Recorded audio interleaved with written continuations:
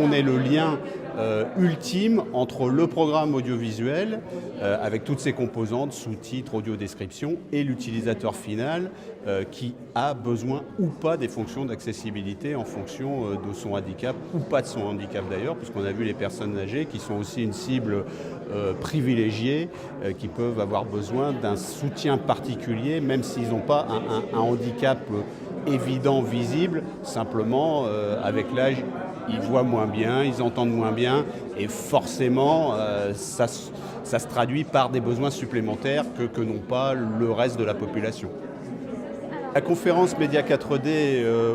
aujourd'hui est un événement qui intéresse la majorité de nos adhérents, puisqu'effectivement, depuis de nombreuses années, soit au niveau européen, soit au niveau français,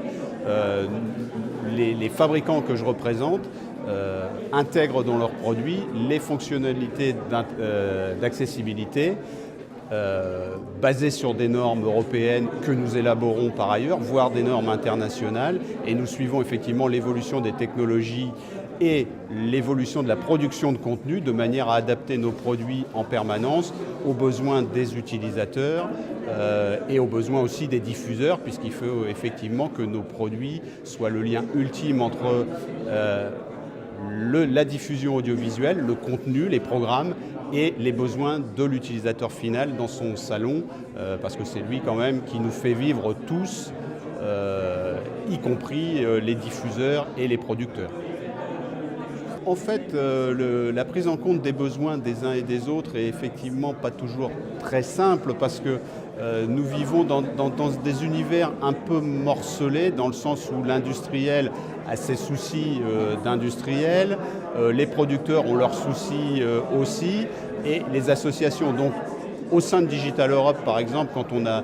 travaillé sur les aspects accessibilité, on a des échanges assez fréquents avec des associations de personnes handicapées au niveau européen, mais aussi au niveau local. Par exemple, le RNIB pour les malvoyants en Angleterre, le ONCE en Espagne. Et effectivement, c'est pas toujours facile de mettre ces gens-là en présence, parce que j'aurais tendance à dire qu'il n'y a pas un forum, alors il n'y a pas énormément de forums où les gens de divers horizons peuvent se retrouver pour discuter de l'accessibilité.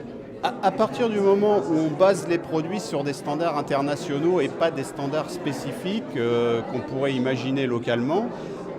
les coûts vont être amortis par le fait qu'on suit justement des standards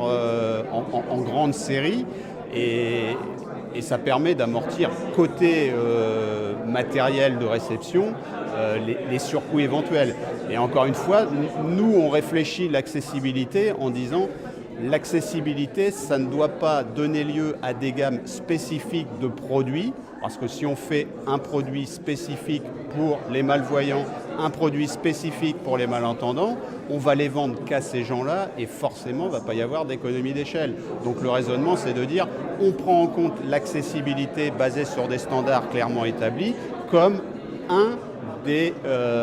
besoins nécessaires du produit, mais en essayant de faire un produit qui satisfait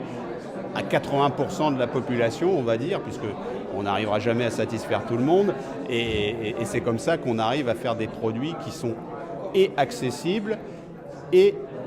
qui ne sont pas trop ciblés, parce que des produits trop ciblés pourraient rebuter les autres utilisateurs en disant « Ah oui, mais ça, c'est pas un produit pour nous, donc je ne l'achète pas ». C'est ça la difficulté de notre métier, c'est de prendre en compte l'accessibilité sans que ça ait l'air d'être des produits spécifiquement accessibles.